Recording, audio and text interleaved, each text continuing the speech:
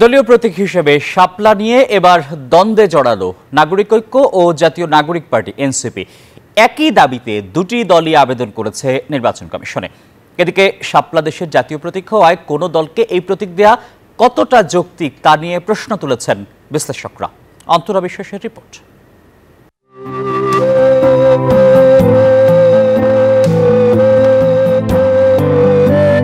বাংলাদেশের জাতীয় ফুল শাপলা, যা নদীমাতৃক বাংলার প্রতিচ্ছবি।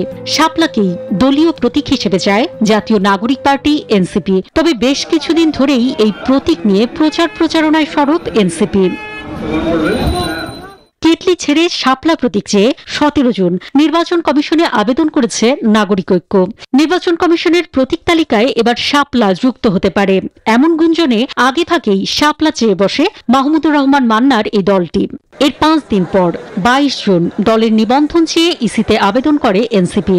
এ সময় তারা দলীয় প্রতীক চায় শাপলাকে। এরপর রাজনীতির মাঠে শাপলা প্রতীক নিয়ে মুখোমুখি এনসিপি ও নাগরিক ঐক্য। প্রশ্ন ওঠে, শাপলা তাহলে কার? নাগরিক ঐক্য প্রতিষ্ঠিত হয় 2012 সালের 1 জুন। এনসিপির চেয়ে 13 বছরের বড় নাগরিক ঐক্য মনে করে শাপলা প্রতীক তাদের প্রাপ্য। এখন তাদের মনের মধ্যে এরকম ব্যাপার ছিল, এইরকম যদি হয় তো মনের কথা আমি জানলাম কোথেকে। আমি আগে চেয়েছি, আমাকে আগে দেবেন, দেওয়ার প্রশ্ন আসলে আমি পাবো, অন্য কারো তো পাওয়ার কথা নয়। না, তারা তো চাইতেই পারে না, তারা নিবন্ধনই নাই, তারা কিভাবে চাইলো?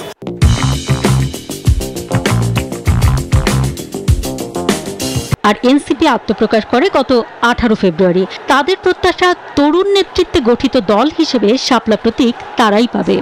আন্ডারস্ট্যান্ডিংও আসতে পারবো এবং সে জায়গা থেকে মান্না ভাইও আমরা মনে করি যে বুদ্ধির পরিচয় দিবেন। আশা করি যে এই বিষয়টা সলভ হয়ে যাবে।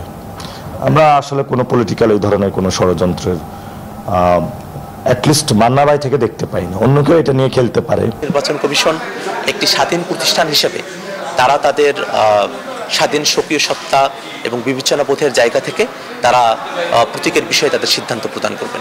তবে শাপলা ছাড়াও দোয়েল প্রতীক চেয়েছে নাগরিক ঐক্য। আর এনসিপির বিকল্প পছন্দ কলম ও মোবাইল ফোন। দলগুলোর মতোই খানিকটা বিভক্ত বিশ্লেষকরাও। কারো মতে এনসিপিকে দেয়া যায়, আবার কেউ বলছেন শাপলার দাবিদার নাগরিক ঐক্য। আবেদনটা আগে যিনি করবেন তার একটা অগ্রাধিকার থাকে, সেই ক্ষেত্রে এইটার সিদ্ধান্ত নেওয়ার সময় কি ধরনের কথাবার্তা হয় এটা একটু দেখতে হবে।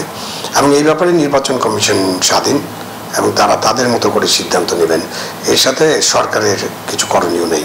যেহেতু জাতীয় প্রতীকের অংশ এবং জাতীয় প্রতীকটা ডিল করে ক্যাবিনেট, ইলেকশন কমিশনের উচিত হবে ক্যাবিনেটের মতামত নেওয়া যে শাপলাকে কোনো দলের প্রতীক বা নির্বাচনের প্রতীক হিসেবে অন্তর্ভুক্ত করা যায় কিনা। সেটা চাও আমার কাছে একটু ইনডিসেন্ট মনে হচ্ছে, যে কেন তারা হঠাৎ করে, যেহেতু অন্য একটা পলিটিক্যাল পার্টি এনসিপিটা চাচ্ছে, অনেকদিন ধরেই চাচ্ছে এবং এটা নিয়ে ক্যাম্পেইন করছে, বিভিন্ন জায়গায় বলা করছে, আলাপ আলোচনা হচ্ছে, তাহলে হঠাৎ করে মাঝখান থেকে অন্য একটা পার্টি কেন চাবে?